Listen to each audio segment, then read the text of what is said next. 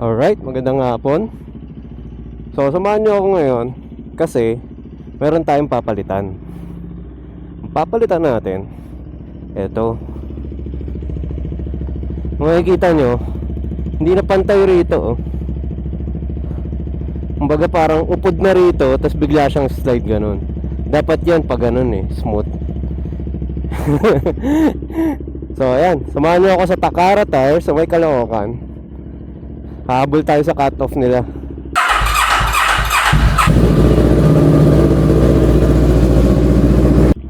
Dahil mga bata, bomba daw eh, bomba. Bomba. Hey. Ayos sumarang ng visor ko. Nakalak yata. Nakalak nga.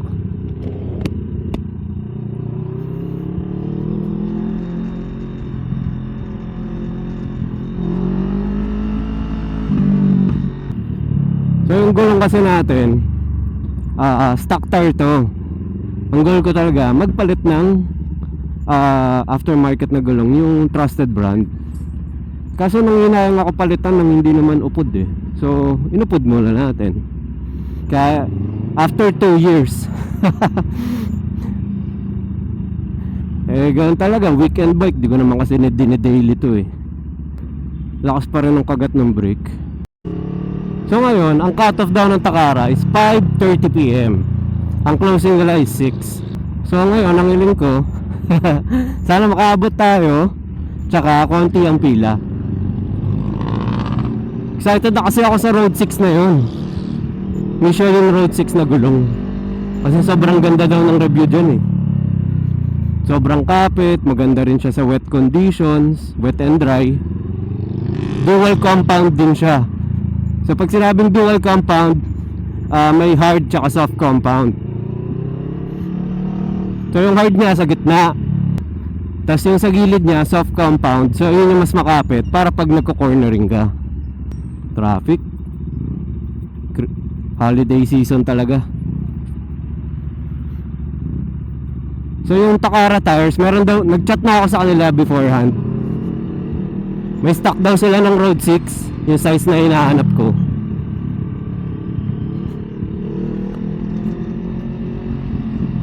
Pero doon lang sa main branch, wala doon sa ibang branch. Eh sakto yung main branch ang pinakamalapit sa atin, dito sa 10th Avenue, Caloocan. Tapos pagdating doon, sarado na, no? Lungkot.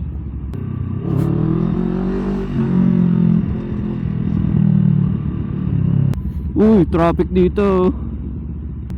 Kung tayo pwede dumaan sa ano, sa EDSA.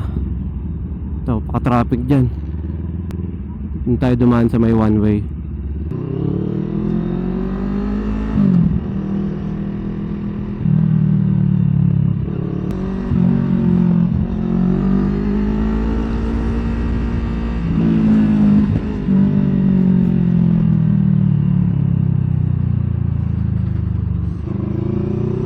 Kata-cute. Yan, mas less traffic. Doon kasi puro stoplight pa eh, pag sa ilalim ng LRT1.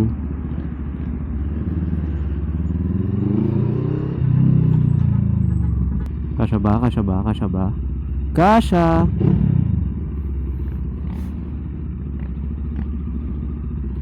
So pag kanan mo dito sa isang stoplight, ano na to? 10th Avenue. So dire-diretso yun lang yan. Makikita natin yung Takara tires. Alam ko bago mag-sec moto supply yun eh. Hindi ko na nag-Google Maps, nagmamadali. Pero maingat pa rin tayo, syempre. So habang nakaano, tingnan natin. Ay puta, nag-go. Mamaps ko sana eh. Bahala na. Napansin ko na yun eh, maliit na lang shop eh. Sure ako dito yun eh. Asa na yung Takara?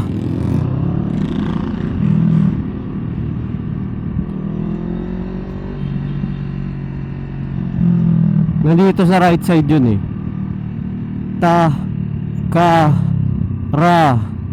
Where are you? Black sign yun na may ano eh, yellow. Google Maps na nga natin. Ayop. Ay, uy, abot tayo sa Kato. 5:16 pa lang. Oh, ito. Nasa harap ko na. At least di ako lumagpas, diba? Ito na pala na. Sa kabilang kanto na pala. Ito. Minto pa ako. Alam ko dito sa likod yung ano nila eh. Pos kanan. Kanan nga. Uy. Galing ng try ko. Nagde-drift. So yung pala tandaan, yung maliit na yun, tapos kanang ka, papasukin mo lang tong loob na to. Ayun. Nako po. May pila, di ako abot. Sir, papapalit din sana gulong. Abot pa ba? Ito yung CLX sa kanan. Yung Road 6, nagtanong ako sa main branch lang daw meron. Oo. Anong sukat, sir? Ano, 120/70/17 sa harap, 190/55/17. Okay na? Okay, meron po. Ayos. Last pa po kayo sa bilang. Last pa sa bilang. Pwede malaman sir, pang ilan ako? 98, pasok na po bossing, 85? 85. Oh, Kaya, dami pala talaga. sir. So yun, maabot tayo. Dense! Tinutungan na tayo ni Kuya. Dense! Park lang daw muna tayo, maabot tayo. Oh, so nakapasok na tayo. Dito tayo sa Takara Tires. So ang in-order natin na gulong is Road 6. Ayun yung presyo. Huwag nyo natitigan. Pero willing naman tayo gumastos dyan kasi nga sobrang ano daw na, sobrang ganda ng performance. Antayin lang natin na i-set up nila. So habang inaantay natin, view muna tayo ng main shop nila. Bali ito yung main branch nila. Pasok mo, napakaraming motor, tsaka napakaraming gulong. Ito lahat ng sticker ng mga vlogger. So punta rito. Nabura na yung Takara Tires. Dito tayo maglalagay dyan. Ayan o. Napakaraming motor ngayon. Last tayo dumating. Ito yung tire balance nila. May branch yung Defy dito. Kung gusto ko pa kulay lang. Shoutout, sir! Shoutout daw. Ayan. Napakarami nilang supply ng gulong. Hindi ko alam kung anong brand to. Anong brand ba to? Pai Cobra. Bago ata ito. Pang mga scooter. Nandito yung mga pang big bike na lang. Bukod to sa lahat na nakikita nyo, meron pa silang isang branch na purely pang stock lang talaga ng gulong. Pirelli, napakarami rin nila. Oh, Angel Scooter, pang wet. Pwede kahit umuulan. Tapos pag bike mo na ginagawa, pwede ka rito sa loob. Ito yung cashier nila. Cashier nila, sa waiting area. Tapos ang kinaganda ngayon, dahil may raffle sila, pag Pasko, pag bumili ka ng gulong, automatic, sali ka na sa raffle. Hindi ko lang alam kung kailan bunutan nila eh. Pero for sure yan, sa ano yan, sa New Year. Nasa page nila yan, malamang. Tignan nyo na lang. Meron na rin silang safety reminders. So pag break-in, ito yung pinaka-curious ako eh. So pag newly installed daw, ang braking period, 20 km to 40 km. So yung speed mo, not more than 80 km per hour. Kasi meron daw protective wax. Siguro para hindi maluma yung motor habang naka-install. Yan, yung umpisa na nilang gawin. Sabi ko okay lang naman. Shoutout daw. Pangalan mo kuya? Arnold po! Arnold, kuya Arnold. Gusto nyo sila ang energy. Asalo. Denmark! JV daw, tsaka Denmark. Lady Denmark. Ayan o. Denny, Denmark, Arnold. Naglalakad.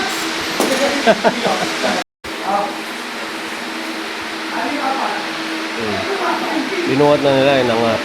Kasi nga, hindi maano yung paddock. Alam ang kaso sa akin kasi matibay na may side stand. Hindi naman natin laging ginaganyan. Sanay yung mga tao dito sa Takara. Paddock stand na naman nila sa likod. Tatlo na silang gumagawa. Alagang Takara. Ha? 700 lang? Parang laki Abay naantay natin yung pagkabit ng gulong. At meron naman natin yung bagong chain oil. Ha? Pulang-pula yan. Shout out mo too. Baka naman. Tanga ng lapad, oh. Pogi.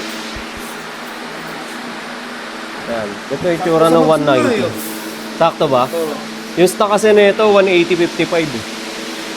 Sabi ko lakihan ko lang konti. Natar balance na nila kuya. Pangalan mo kuya? Jonathan. Jonathan. Bisadong kabisado ni Kuya Jonathan yung mga gawa. Sinusukat yung abuhat.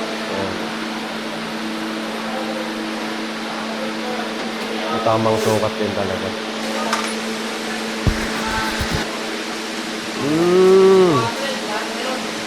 Ayos oh. Parang mas okay pa pag gabi ako magpakabit ah. Di mainit eh. Ha? Yung sinabi ko na nga sa'yo kanina eh. Ala. Kasi dyan, ang daming tao sa'yo. Sigurado maupulan. Ayan, nakuha na natin yung resibo. Kasi ito may mga raffle coupon pa sila. Sulatan ko lang to, tapos lalaglag na natin dyan. Malo, manalo tayo libre gulong. Oh, salamat sa free keychain. Michelin, no? Baka naman. Michelin. Oo, sir. Ayan. Mga ilang tingga yan? 120. 120. Tapos kabilaan. Hindi, 60-60 lang. 66. 120 ano? Magkabila na. Kusang tingga. Kanina kasi dito lumabas 125. So, para maging 0, maglalagay ng tingga. Ito naman 5 lang. So, 5 lang nilagay. Na 0 na kaagad.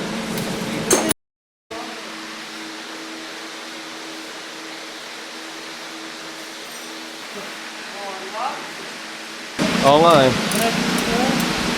Ganda tignan eh. Nag-oversize ako ng tire ah. Ang stock na ito 180-55. Ang pinalit ko 190. Ah.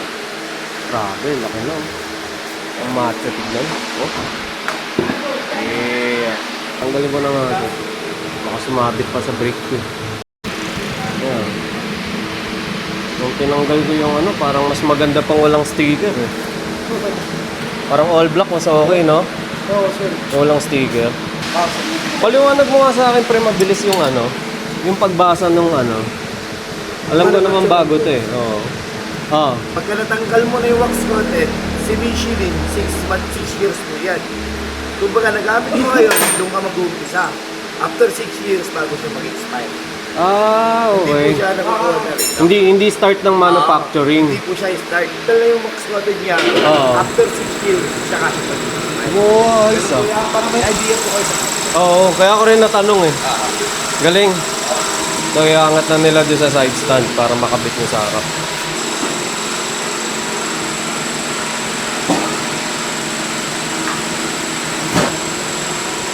Ang saya. Okay din pala pumunta ng closing. Priority na yung bike mo, hindi pa mainit. Kaya ba, ano sa tingin mo? Merong white decal na ganon? O yung plain black na ganito?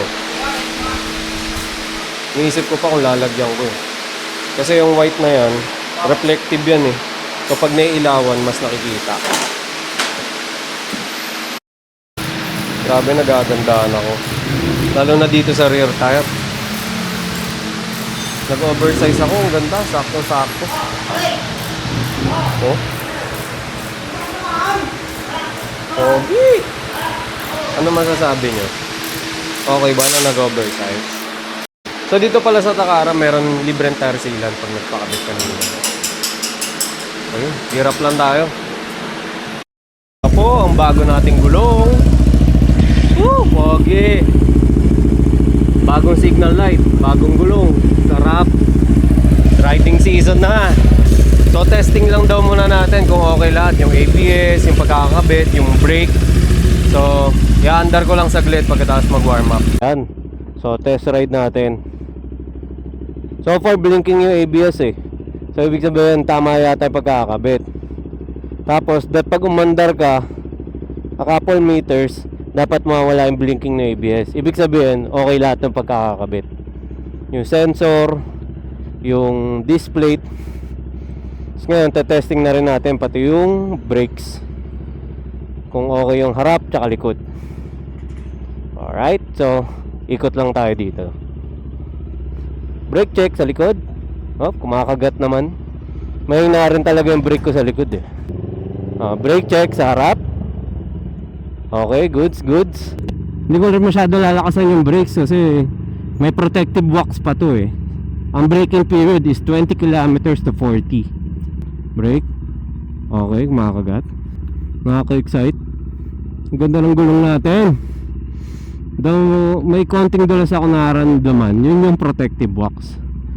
So kung ang braking period is 20 to 40, isang punta mo lang marilaka siguro, okay na. Naka tire balance pa to. Ayos. Okay na bro. Ayos, salamat ha. Sige, Merry Christmas. Tol, pasabi na lang kay ano. Sige. Sige, thank you. Alagang takara daw. Uy, ang ganda ng gulong. Gusto niya bumangking. Gusto bumangking ng gulong. Excited na ako ma-break-in yung gulong. Parang break-in sa ano eh. Parang break-in sa bagong motor yung pakiramdam. Parang bago yung motor mo rin eh. Bago ang signal light, bagong gulong. Naku, pag nagpa-remap pa tayo, ang sarap ng New Year. Remind ko lang sarili ko. So, 20 kilometers to 40 kilometers ang break-in. After nun, dun na mawawala yung protective wax ng gulong. So, habang break-in period daw ng gulong, dapat 80 lang yung maximum speed mo. Ay, namali ako. U-turn tayo. So kung mahilig ka rin sa motor, nagustuhan mo yung gulong, kung hindi naman, comment down below. At umabot ka sa part ng video na to, maraming salamat. Till our next video, peace!